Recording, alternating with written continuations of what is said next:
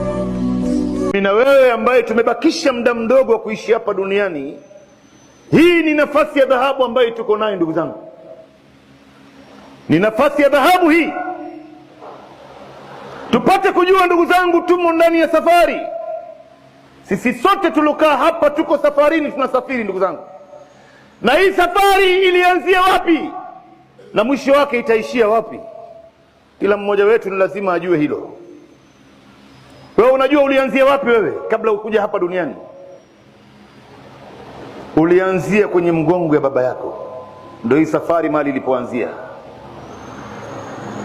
Mwenyezi Mungu Subhanahu wa Ta'ala anasema, falyanzuril insanu mimma khuliqa min ma'in dafiqin yakhruju min baini sulbi wat tara'ib.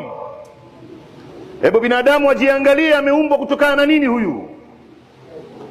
Ameumbwa kutokana na maji yenye kuchupa. Ile manii inapotoka inatoka kwa nguvu kweli kweli, manake inatoka chup chup chup.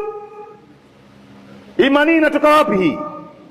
Yakhruju min baini sulbi wat taraib, inatoka kwenye mgongo wa mwanamume na kifua ya mwanamke. Hii safari ndivyo ilivyoanzia hapo ndugu yangu. Mimi na wewe kabla ya kuja hapa na kabla ya kuwa tulivyokuwa sisi sasa hivi, ulikuwa umepachikwa kwenye mgongo ya baba yako. Hii ndo safari ilianzia hapo. Ukatolewa kwenye mgongo wa baba, ukaingizwa kwenye tumbo ya mama, kwenye fuko la uzazi, ukaishi hapo muda wa miezi 9 au muda ambao Mwenyezi Mungu Subhanahu wa Ta'ala aliweza kukadiria. Ukawa unakula anachokula mama, unakunywa anachokunywa mama, akipumua hewa ndio wewe pia unapumua, na Mungu naye anakukuza akakuweka katika sehemu maalum, sehemu ambayo Mwenyezi Mungu alikuhifadhi katika fuko la uzazi, ambaye ndani yake kuna maji. Hii maji inakulinda wewe usiweze kudhurika na maungo magumu ya mama, au saa nyingine mama amelalia tumbo au mtu amempiga tumbo mama yake, basi ule mtoto atakuwa juu ya maji anaelea tu, hawezi kudhurika. Kisha ukatolewa katika tumbo la mama baada ya muda ambao uliishi ndani yake, ukaletwa katika mgongo wa ardhi, na ile njia ambayo ulitolewa naye kutoka katika tumbo ya mama kuja duniani tukaifanya ikawa ni njia nyepesi sana. Thumma sabila yassara, sehemu ambayo hata mkono wa binadamu hauwezi kupenya. Ndio mimi na wewe tulitokea hapo ndugu zangu, tukaletwa katika mgongo wa ardhi hii.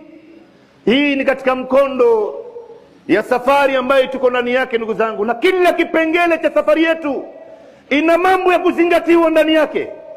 Tutaishi katika ardhi hii sasa hivi, ndio tuko hapa baada ya kutoka katika tumbo ya mama yetu.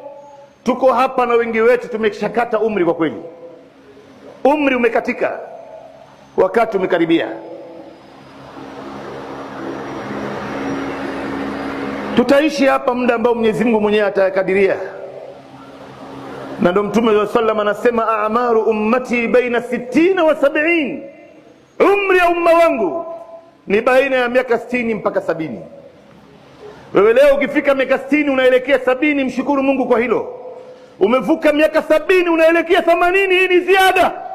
Wengi wetu hatutofika huko, na hii ndo safari ambayo tuko ndani yake sasa hivi. Ndo anasema alosema, ya laha min rihla, ni safari iliyoje hii.